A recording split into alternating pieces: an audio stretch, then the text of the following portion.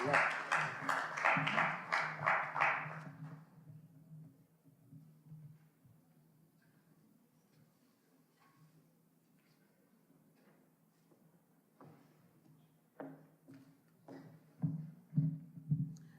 evening, everyone. My name is Margarita Rosario, and I unfortunately also went through the trauma of receiving the news that my son Anthony had been murdered by the police. When they came to my house, they said that your son was in a shootout with the police. Of course, I didn't believe one word that they said to me, and I wanted answers. When we tried going to the medical examiner had gone on vacation for 30 days, so there was no way we were going to get answers there. And so I kept on saying, why, but what happened? And there was no answers. Until I went to a lawyer and requested a second autopsy. Was at that point when the city medical examiner started saying, well, this is what happened. And she said that my son had been shot in the front and on the side. And there was no way that I believed what they were telling me. And so when the second autopsy was done, it revealed that the city medical examiner was lying in behalf of the cops. My son received 14 shots to his back while he was face down on the floor. And my nephew received 8 shots to his back, also face down on the floor. Now you tell me, how different is that from being shot in the front to then finding out that he was shot in the back? That's a very big difference, and you could see the cover-up right there. My son Anthony was a very, very handsome, bubbly young man who was just growing up. Excuse me. He loved to come out in Sweet 16, and he used to go to Catholic school, and once in a while would play hooky while I was at work and bring his friends over. He got busted a couple of times, you know. He was just a regular young man who was beginning to live. He was only 18 years old. And a very happy young man, had a life before him. He was so happy about life. He was happy about me being his mother because we had such a good relationship, you know. And then for him, for his life to be taken away in 1 second, his life was taken away. Not because he committed a crime, because if he had committed a crime, then he should have been arrested and taken to jail and prosecuted in the court. But no, he was killed because those cops were racist, and because those cops didn't value my son's life because he was Latino. Okay, that's why my son was killed. And it hurts to know that if you're a Latino or a person of color, you better watch out when you're walking in the streets. I'm sure that there's a lot of young people here that have been stopped and searched and questioned by police officers when you wasn't doing anything. Well, you know what? You're lucky that you're still walking in the streets. Because these cops, if you come upon a cop that doesn't give a damn about killing somebody, they will take your life. And it doesn't matter who your mother is, who your father is, what's your background. They don't give a damn where you came from or who your mother is. When they killed my son, because my son is a Latino and my nephew also, they probably figure his mother's probably a hoe and his father's probably dealing drugs. Unfortunately, they were very mistaken because I do not prostitute myself and my husband does not deal drugs, as you can see. We are working hard people that are trying to raise a family, okay, so that they could become abiding citizens in this country. But they don't want us to become abiding citizens. They want our children to either wind up in jail or wind up dead in a grave. That's what they want for the Latinos and the blacks, okay? And so that's why I decided to form Parents Against Police Brutality, because I was tired of seeing stuff like this in the news.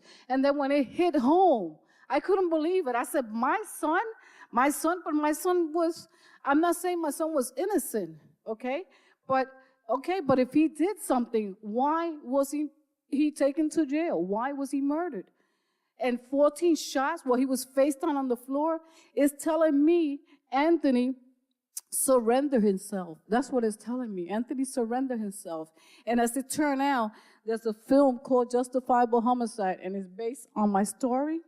And I have some tonight. I am selling them for $10 if anybody is interested.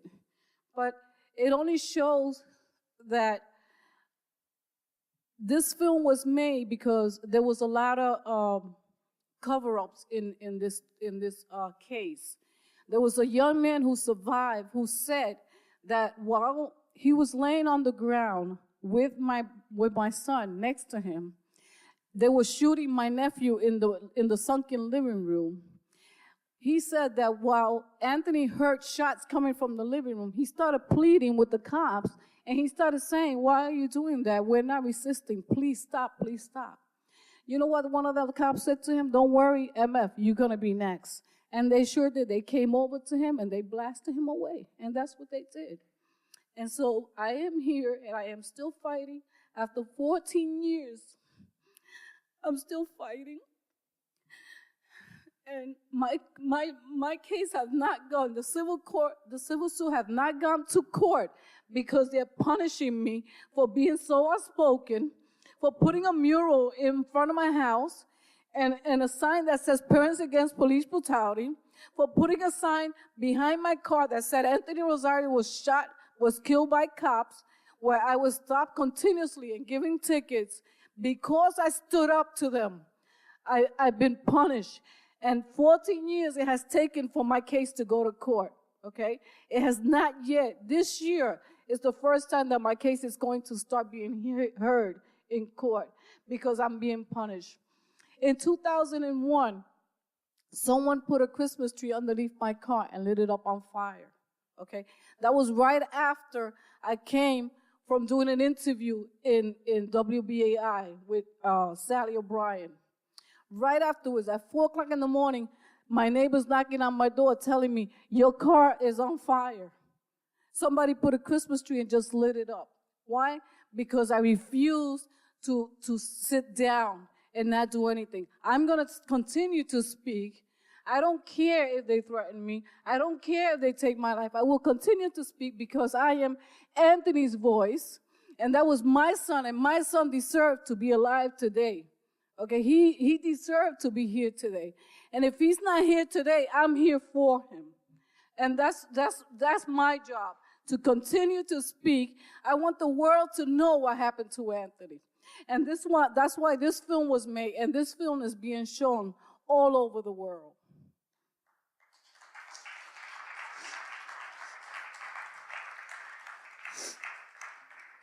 I also wanted to say to the young people and to everyone that's here, I recently went on a panel with Juanita and with Eileen, and there was a lawyer there who said that, you know, our people are being blinded by the system. When someone gets arrested, whether you was doing something or not, you know how they do the sweeps in the streets sometimes, or in the corners, or in front of your building. He said, when they do these sweeps or you get arrested for whatever reason it may be, they make you take a plea. They make you say that if you say that you was guilty, you will be out of here in no time. And so he said that a lot of our people are taking that plea because they're telling them you'll be out of here in no time. But he said that's the worst thing that people could do, is to take that plea. They should not take that plea. They should ask to be heard by a grand jury, okay? So remember, people, if you get arrested, do not take a plea. You should be heard by a grand jury. Our young people need to educate themselves, and older too, because your parents, if something happens to you, your parents will have the same job that I have right now, okay? And that's to fight for your rights. And so your parents and you people need to educate yourself when it comes to the law, especially the law that is going to put you behind bars or discriminate against you. It's very important that we know, our community know, what is our hand and what is not, what is good for you and what isn't. Because today I am here speaking, Juanita's here, Nicholas is here today. But you know, tomorrow may be your mom, and we don't know who's going to be next. Because like I said, my son was a bubbly young man who was so full of life, never even thought that he would wind up being killed.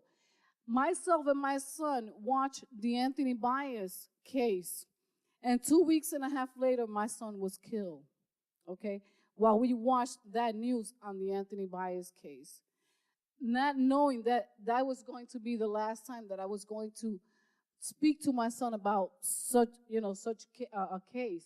And you know what my son told me that time when we were watching the Anthony Bias case? He said, Mom, I hope that family takes that cop all the way because he deserved to be in jail.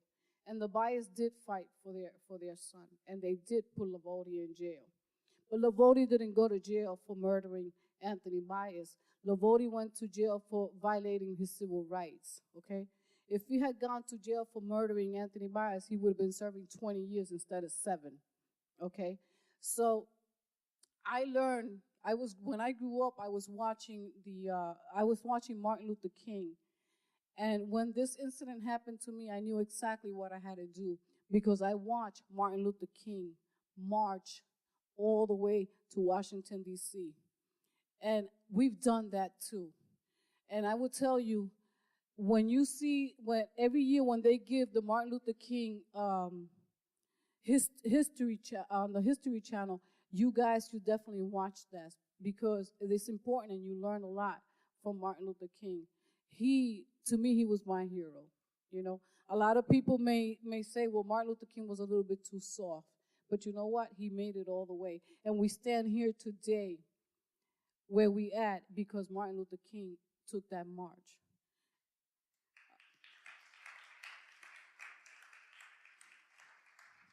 I also want to mention that there's a place called Center for Constitutional Rights.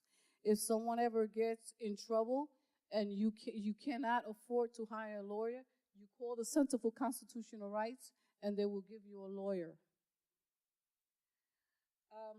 I also want to mention there's a book called Roll Down Your Window. This was by Juan Gonzalez wrote this book. And what he wrote in this book is how people that don't understand our community come to our community and are afraid in our communities. So I urge everyone to take this book and read it because this is very important. I leave you with that, and I hope and pray that you guys will, because one day myself, Juanita, Nicholas, and Eileen will have to be tired from marching and doing all these things that we have been doing for the past few years. And I hope that there's young people here ready to take the torch, because this is something that is going to continue. This is an epidemic, okay? And we need to continue this fight. If we give up, we're giving up on our children. Someday, you guys will have children yourself. And who's going to protect them?